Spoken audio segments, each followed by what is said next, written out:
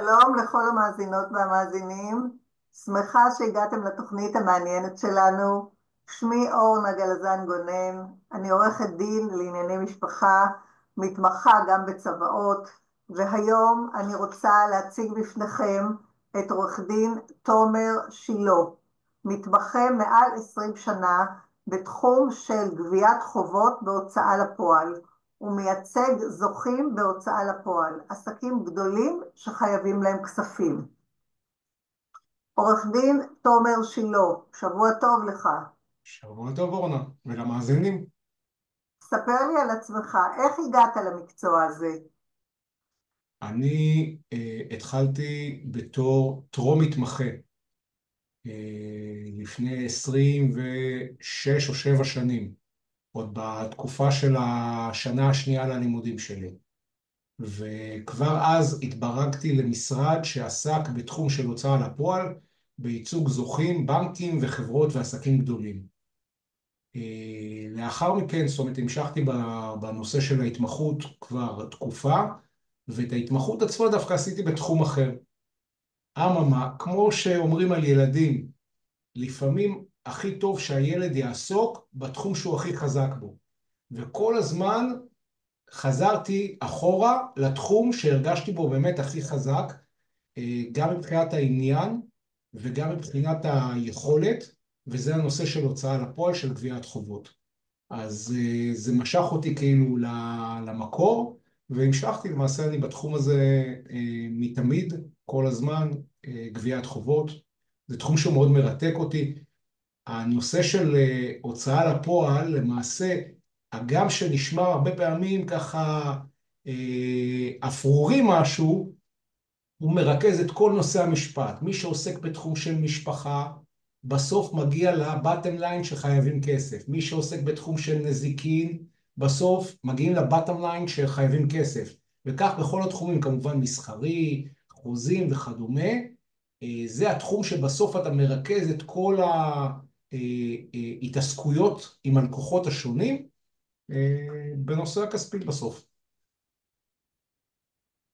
מה זה בעצם הוצאה לפועל? אנחנו מכירים את המושג הזה מעולם המשפט, אבל לא כולם יודעים מה זה בדיוק הוצאה לפועל, מי מוציא לפועל, מה מוציאים לפועל, ומה סוגי הלקוחות שמגיעים אליך.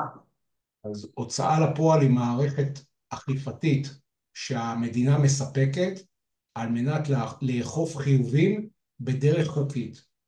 זאת אומרת, בדרך לא חוקית אנחנו מכירים סיפורים כאלה ואחרים של אנשים שחייבים להם כסף, ואז החזק יותר מצליח והחלש יותר פחות. המדינה הקימה מערכת שנקראת הוצאה לפועל, שהיא נפרדת לחלוטין ממערכת בתי המשפט, אבל משיקה לה בכמה מקומות, שהיא המערכת שמאפשרת לבן אדם או עסק שחייבים לו כסף, לפנות אליה כדי לקבל את הכסף שלו ממי שחייב לו את הכסף. והיא זו שקובעת, זאת אומרת, יש שם מערכת כללים, איך אנחנו פועלים, מה אנחנו עושים, האם אנחנו יכולים לשים בן אדם נגיד בצינוק ולמנוע ממנו אוכל. יש כל מיני רעיונות, אבל המערכת הזו היא המערכת שקובעת את הכללים, מה אפשר לעשות ואיך אפשר לעשות ובאיזה סדר זמנים אפשר לעשות. ולמעשה דרכה מקבלים כסף, גם צ'קים חוזרים, גם פסקי דין, גם משכנתאות, כל הדברים האלה דרך ההוצאה לפועל. בעצם עורך דין תומר שילה, באיזה מקרים אתה ממליץ ללקוח לפעול לבד, ובאילו מקרים הוא חייב לדעתך ייצוג? אז הרבה פעמים גם בבית משפט אה, יש הרי מערכת שנקראת אה, בית משפט לתביעות קטנות, שעד לסכומים של בערך 36, כמעט 40 אלף שקל, אפשר לתבוע לבד.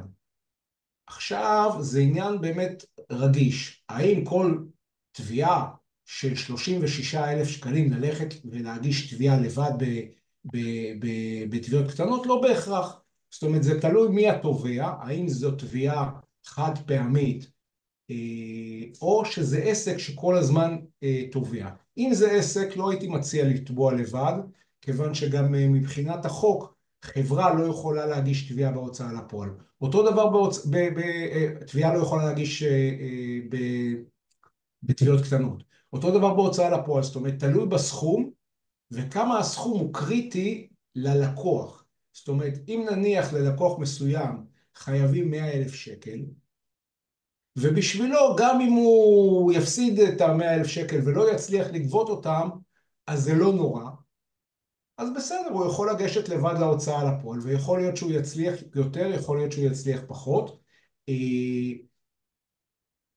אני חושב שצריכים ללכת לעורך דין בכל פעם שסכום התביעה, סכום החוב הוא כזה שהוא קריטי ללקוח, והלקוח רוצה ומוכן לשלם עבורו לבעל מקצוע שיעשה את העבודה.